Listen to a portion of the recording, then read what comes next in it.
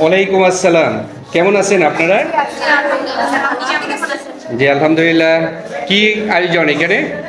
Sir এখানে আমরা যে একটা বিজ্ঞান মেলার আয়োজন করছিলাম, তার মধ্যে আমরা দুইটা পরীক্ষা করছি। কে আয়োজন করছে বিজ্ঞান মেলা? আমাদের স্কুলের বিজ্ঞান ক্লাবের পক্ষ থেকে আন্তঃ স্কুল বিজ্ঞান মেলা হচ্ছে। তো আপনাদের স্টলের নম্বর কত? স্যার 2 নম্বর স্টল।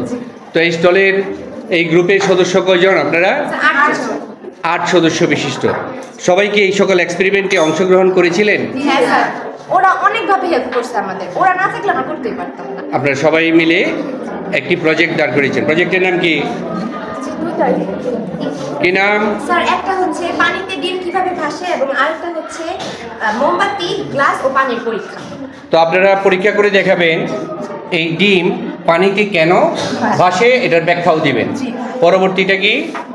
মোমবাতি, গ্লাস ও পানির পরীক্ষা। মোমবাতি প্লাস পানি কি পরীক্ষা এখানে? মোমবাতি এবং পানি বায়ুর চাপের পরীক্ষা। জি থ্যাংক ইউ। তো আমরা দেখতে পাচ্ছি যে পানিতে ডিম কিভাবে ভাসে তার একটি ব্যাখ্যা এখানে লিখে রেখেছ, তাই না? খুব সুন্দর। আর এখানে হলো মোমবাতি, গ্লাস ও জলের পরীক্ষা, চাপের পরীক্ষা। তো সেটা আজকে বিদ্যালয়ে যেটা আয়োজিত হয়েছে সেটা হলো তোমাদের বই নির্ভর প্রজেক্ট, তাই তো? তো কেউ তোমরা কি করে দেখাবা একটু? দুটি গ্লাসে পানি আছে, এখানে হচ্ছে এটা সাধারণ পানি আর এটা হচ্ছে লবণ মিশানো পানি। এখন আমরা ডিমটি ছেড়ে দিই। এটাতে হচ্ছে ডিম হচ্ছে পানির তুলনায় ঘনত্ব বেশি হওয়ার কারণে এটি নিচে চলে গেছে, আর লবণ মেশানো পানিতে ডিমের ঘনত্ব পানির ঘনত্ব হচ্ছে কম বলে এটি উপরে উঠে গেছে। মানে লবণযুক্ত পানিতে ডিমটা ভাসলো, কারণ পানির ঘনত্ব ডিমের ঘনত্বের চেয়েও বেশি। আর এ পাশে ডুবে গেল কারণ পানির ঘনত্ব কম। অর্থাৎ আমরা কোনো বস্তু পানিতে কেন ভাসে এটা কি জানো? কেন কোনো বস্তু পানিতে ভাসে?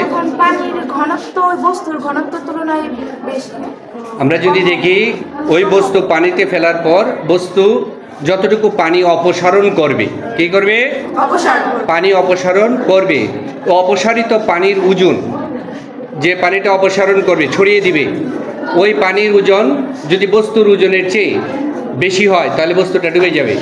আর পানির ওজন যদি বস্তুর ওজনের চেয়ে কম হয় তাহলে বস্তুর ওজনের চেয়ে অপসারিত পানির ওজন বস্তুর ওজনের চেয়ে কী গো? বেশি না কম? কম হইলে ভাসে আর বেশি হইলে ডুবে। সেটাই হলো পানির ডুবার ধর্ম। তো তোমাদের এই মেলায় অংশগ্রহণ করে কেমন লাগছে? ঠিক আছে। তো এই গ্রুপে কে কে আছো একটু নাম বলে দাও। স্যার আমি মোসাম্মদ আরিফ আক্তার। আমি সৈয়দা জান্নাত জাহান। আমি মার্জিয়া মারিয়া। আমার নাম আতিফা জানি। আমার নাম লামিয়া খান। আমি সামিয়া খান। আমার নাম আয়েশা আক্তার। আমার নাম হায়মা চৌধুরী নেহা।